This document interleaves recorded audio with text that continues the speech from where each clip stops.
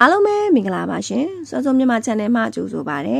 တင်ဆက်ပေးခြင်းတဲ့အကြောင်းအရာလေးကတော့ပုံကိုယ်တွေအထူးနှစ်သက်သောလိပ်ပြလှသူများအကြောင်းပဲဖြစ်ပါတယ်လိပ်ပြလှတဲ့သူတွေကမမြင်ရတဲ့နံလောကနဲ့ချိတ်ဆက်မှုရှိပါတယ်ပုံကိုယ်တွေရဲ့စောင့်ရှောက်မှုကိုအထူးရရှိထားသူတွေဖြစ်ပါတယ်တခါတလေနံလောကသားတွေကိုမြင်ရတာသူတို့ပြောရတာတွေကိုကြားနေရတာမျိုးတွေဖြစ်တတ်ပါတယ်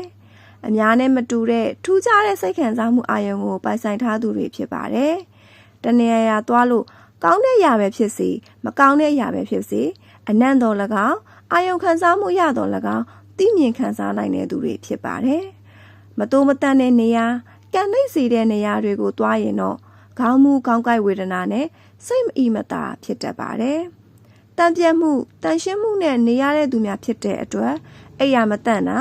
မိမိအသုံးပြုနေတဲ့ပစ္စည်းနေရာထိုင်ခင်းတွေရှုပ်နေရင်မိမိတို့ရဲ့စိတ်ကအမြဲရှုပ်နေရမှာဖြစ်ပြီးအလိုမကျမှုတွေဒေါသတွေဖြစ်နေတတ်ပါတယ်။လိပ်ပြလှတဲ့သူတွေကိုအောက်ပုဂ္ဂိုလ်တွေရောအထက်ပုဂ္ဂိုလ်တွေပါချစ်ခင်စောင့်ရှောက်ကြပါတယ်။ကျန်တဲ့နေရာရှုပ်ပွားခြင်းရှုပ်ပွားလို့ရပေမဲ့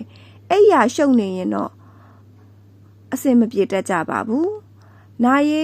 အတုပအိမ်နေသွားပြီးတယောနဲ့ခန္ဓာကိုယ်ပြန်တန့်စင်ပြီးအမွှေးအကြိုင်လိမ်ပေးပါစိတ်ရောလူပါတန့်ရှင်းတတ်ပြန်ပြီးအေးချမ်းအောင်နေထိုင်ရပါမယ်နားဆင်သူအားလုံးကိုကျေးဇူးတင်ပါတယ်ရှင်အားလုံးစိတ်ချမ်းသာခြင်းကိုယ်ရည်ကျန်းမာခြင်းနဲ့ပြည့်စုံပါစေဘုသူရရဇာများကိုအဆက်မပြတ်တက်ဆက်မှာဖြစ်တဲ့အတွက် channel ကို subscribe လုပ်ခဲ့ပေးဖို့တောင်းဆိုပါရစေ notification လည်းနှိပ်ပေးဖို့တောင်းဆိုပါရစေကျေးဇူးတင်ပါတယ်ရှင်